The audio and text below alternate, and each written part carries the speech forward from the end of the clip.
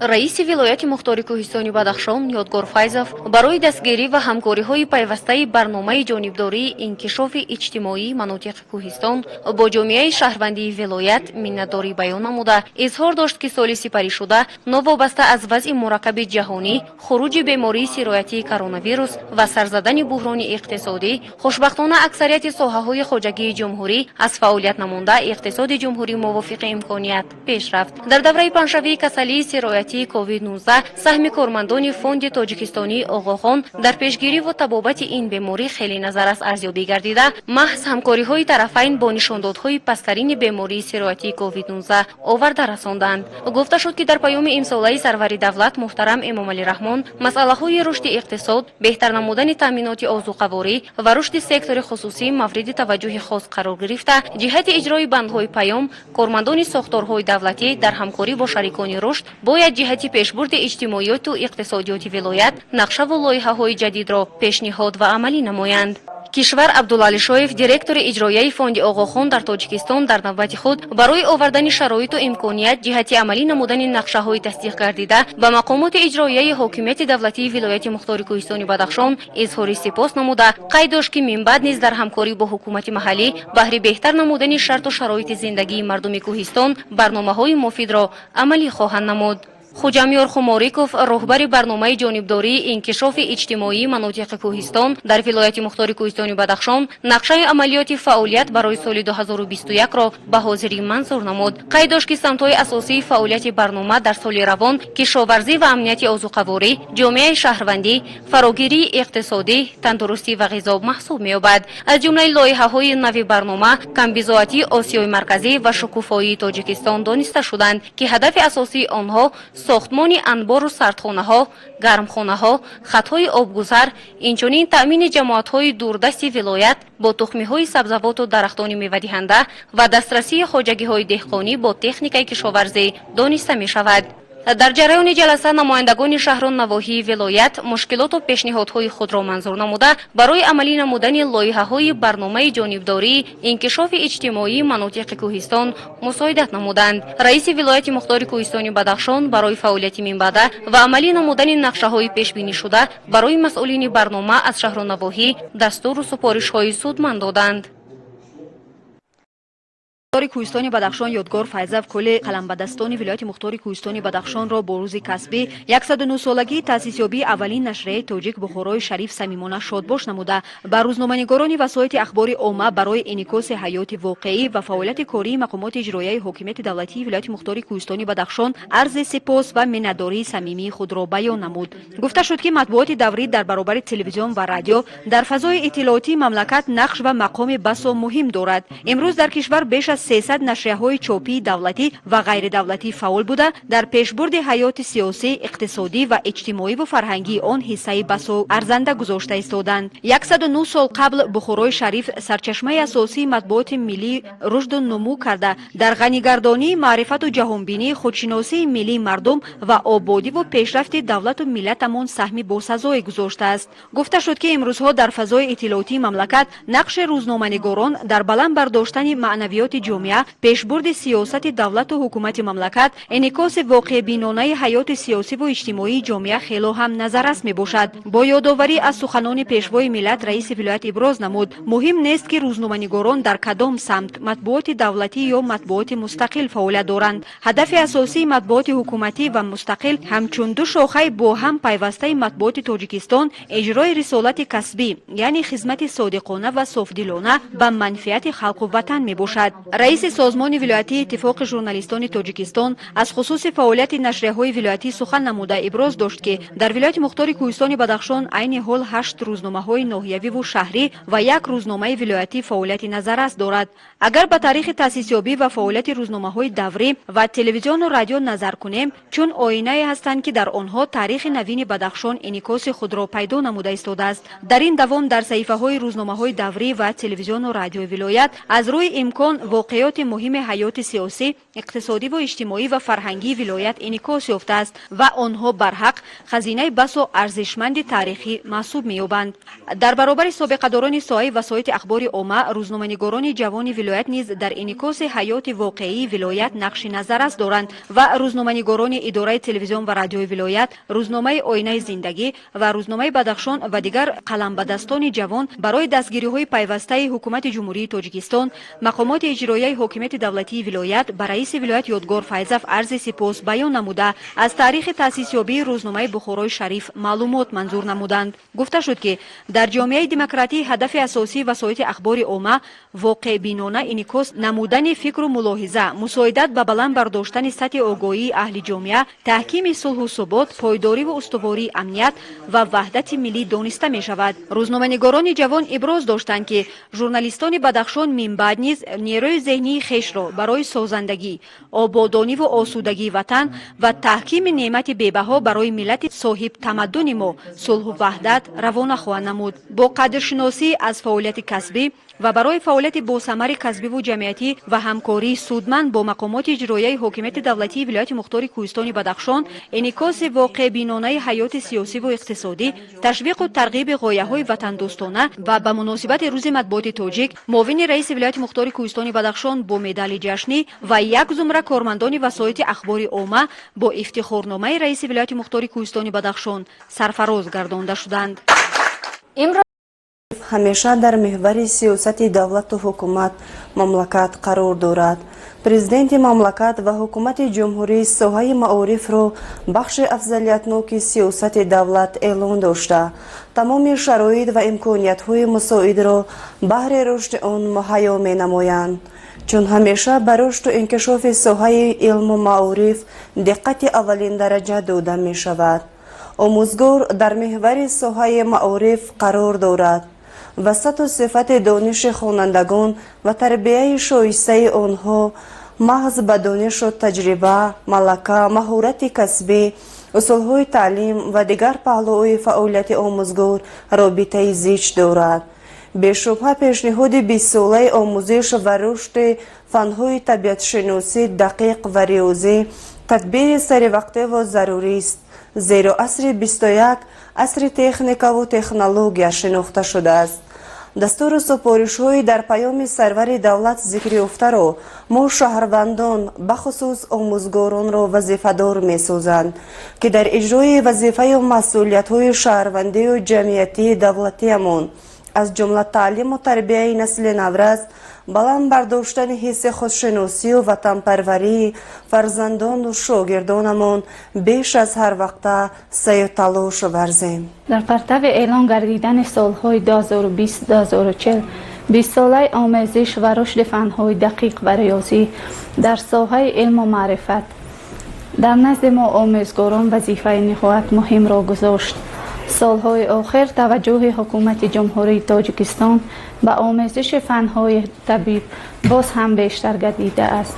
از این رو ما آموزگاران می باید در آموزش علمهای دقیق توجه مخصوص ظاهر نماییم و بهر بلند برداشتن صفت تعلیم و بیدار نمودن شوق و رغبت خوانندگان همواره تلاش می نماییم. با تشبث پیشوای معظم ملت محترم امام علی رحمان سال گذشته در قلمرو جمهوری تاجیکستان دو آزمون حیاتاً مهم، یعنی تاجیکستان وطن عزیز محبوبم و فروغ صبح دانایی کتاب است برگزار گردیده است. هدف اساسی از برگزاری این آزمون دریافت نمودن چهره‌های نوی سخنور و سخندان و هرچه بیشتر در دل خوانندگان و جوانان پیدا کردن حس بلندی میهن پرستی و خودآگاهی و خودشناسی می باشد. امسال باز یک آزمون دیگر با عنوان علم فروغ معرفت اعلان کرده شد. در این آزمون باید هم آموزگاران و هم خوانندگان شرکت ورزند. پیشوای معظم ملت در هر یک واخوری و برآمدهای خود جوانان و نورسان امروزه را به علم آمیزی، هنر آمیزی، زبان آمیزی تاکید می کند. در پیام گذشته امام علی رحمان 20 ساله آموزش فن‌های دقیق ریاضی و طبیعت شناسی اعلان نمود و ما آموزگاران مؤسسه از این اقدام خیرخواهانه پیشوای معظم ملت تصمیم گرفته در مؤسسه های خود یک قطار چاره‌بینی ها را به انجام رسانیدیم و یک قطار چاره‌بینی ها در نقشه هستند و ما معلمان وظیفه دار هستیم که بهر بلند برداشتن سطح معرفتناکی و دانش آموزی خوانندگان هرچی بهتر و بیشتر زحمت و تلاش های خود را به خرج دهیم و خوانندگان امروزه را در راهیه وطندوستی و وطنداری هویت ملی تربیت نماییم.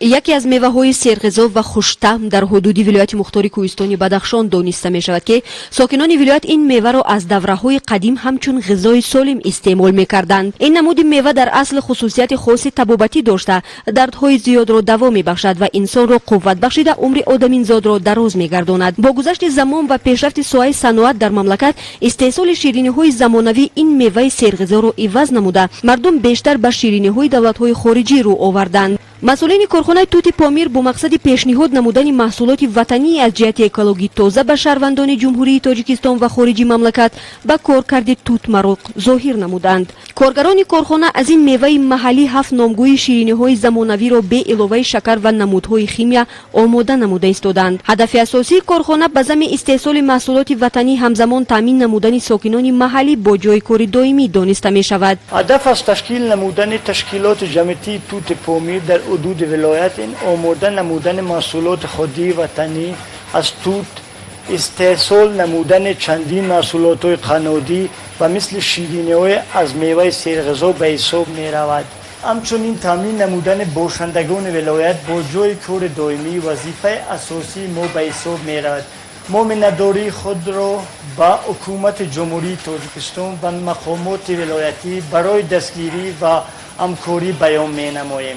یکی از دستاوردهای اساسی که کاری هر یک کارخانه با آن با صورت معین پیش می رود، این رعایت نمودن حالت خوب سانیتاری در کارخانه دانسته می شود. زیرا طلبات اساسی نسبت محصولات توت وطنی بدون ساکنان ولایت به مردم خارجی کشور که همچون سیاح به ولایت مختار کوهستانی بدخشان سفر می نمایند زیاد به مشاهده می رسد. با تازه و آزاده نگاه داشتن حالت خوب سانیتاری و بی خطری از سوختار، نه تنها صاحبکاران وطنی بلکه دولت‌های خارجی کشور با کارخانه شرطنامه بسته با این وسیله صادرات محصولات از میوه توت محلی باز هم رواج خواهد یافت. این زمان در کارخانه 7 نفر کارگر محلی که سالیان دراز در فدراسیون روسیه به حیث مهاجر کار نمودند فرا گرفته شدند. این زمان در کارخانه 7 نفر کارگر به جای کار دائمی تامین و با معاش خوب برخوردار گردیدند.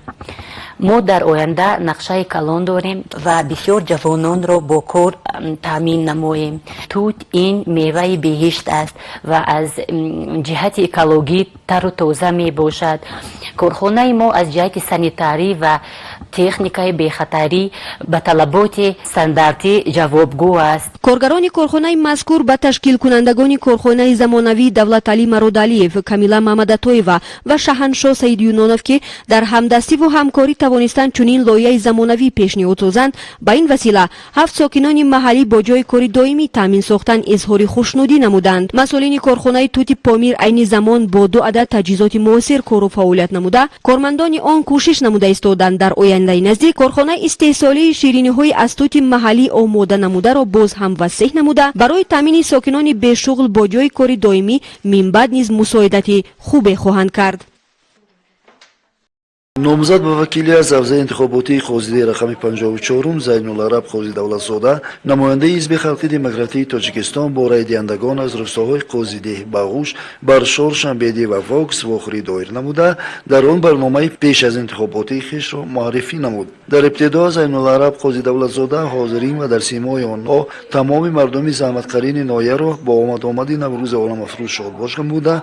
همچون نماینده حزب خلقی دموکراتیک تاجیکستان اظهار داشت که امروز با شرافت سیاست بنیادکارانه پیشوای معظم ملت محترم امام علی رحمان که در یک وقت رئیس حزب خلقی دموکراتیک تاجیکستان میباشد در زندگی مردم تاجیک تحولات نظررسی به عمل آمده آن را میتوان در مثال نوعیش کوشیم ارزیابی نمود. جهد و تلاش‌ها برای عملی نمودن هدف‌های استراتژیکی مملکت که در خود محتوای سازنده و تشکیل نمودن زندگی ارزشمند و لایق به هر یک ساکن در بر می‌گیرد ادامه یافته برنامه‌های زیادی درازمدت و کوتاه‌مدت در آینده نزدیک عملی خواهند گشت. زین‌العرب قاضی دولتزاده از بابت برنامه پیش از انتخاباتی سخن رانده در آن سمت اجتماعی را حلایده قید نمود. بعد برآمد و معرفی برنامه پیش از انتخاباتی اشتراکداران راجع به وضع اقتصادی و اجتماعی ولایت ناحیه مشکلات جای داشته مراجعت نموده پاسخهای اساسناک گرفتند. رشد امروز و فردای جماعت دهات قاصده و بلند برداشتن سطح نکاح اهالی در آن در جریان واخری مسائل محوری بودند. سلسله قلعه‌های وادی وخان که بنیاد آنها را عالمان به عصرهای 3 پیش از میلاد به دولت پرقدرت کاشانیان نسبت می‌دهند با مرور زمان خراب گردیده باشند هم شهرت دیرینه خود را از دست ندادند. قلعه همچون یکی از چنین استحکام‌های حربی است که نسبت دیگر سلسله قلعه‌های وادی وخان کمتر خراب گردیده است. سبب کم خراب گشتن آن دوری از مکان زیست آدمان و از سنگ و خاک بنیاد گردیدن آن میباشد. از دید باستانشناس فیروز شاهینبکов در نتیجه حفریات سالیان آخر معلوم گردید که در قلعه علامت‌های خواجگیداری وجود ندارند، یعنی آن همچون استحکام حربی استفاده گشته تا عصرهای 17-18 فعال بوده است. در عصرهای بعدینه از طرف ساکنان وادی وخان همچون پناهگاه استفاده گردیده است. همچون یعنی قلعه است که تنها وظیفه مدافعی وظیفه پناهگاهی را اجرا میکرد.